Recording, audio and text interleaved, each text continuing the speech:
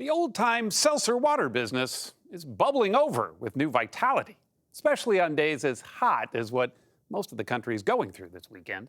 Serena Altachul, though, cools us down. You like some sparkling water with your liquors? Always, always, yeah. What was silly business for the Three Stooges is all business for Alex Gomberg. Well, almost. Ready? 1, 2, 3. Oh, wow! Yeah. He's a fourth-generation seltzer man, working at the Brooklyn-based company started by his great-grandfather, Mo. You can say it's in his blood. So what's really changed since your great-grandfather was doing this? As far as the process, nothing. Even this new machine is about a century old.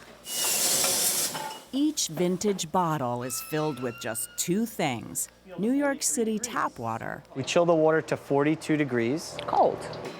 And a charge of carbon dioxide. This is our carbonator. There's a paddle going around that's actually making the seltzer.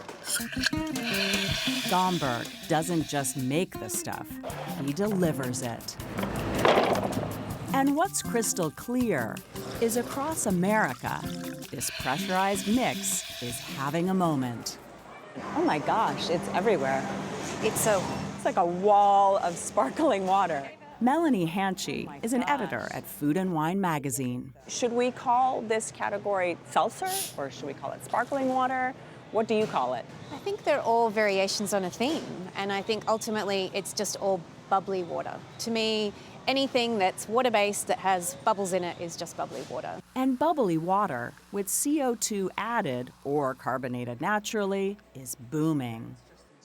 Sales of bubbly water, of sparkling water, have more or less tripled in the last 10 years. And that can be really attributed to one big food trend, and that's the trend towards health and wellness, and essentially the demonization of sugar in drinks. One of the biggest sellers is LaCroix.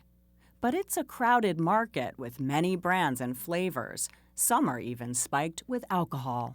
You can mix all the flavors with it, and you can really feel it. For Barry Joseph, this is way more than a trend.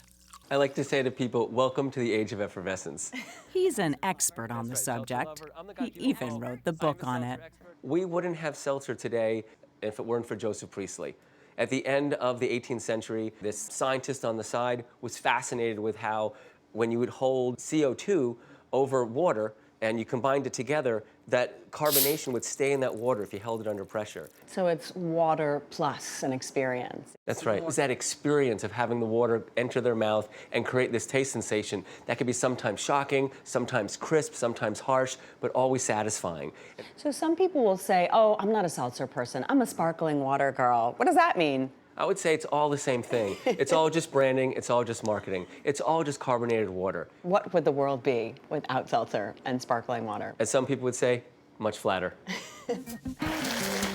Seltzer, sparkling water, whatever you call it, it's making a splash with all ages, including my daughter, who tried it with milk and chocolate syrup, an old-fashioned treat known as an egg cream. Yum? Is that yummy?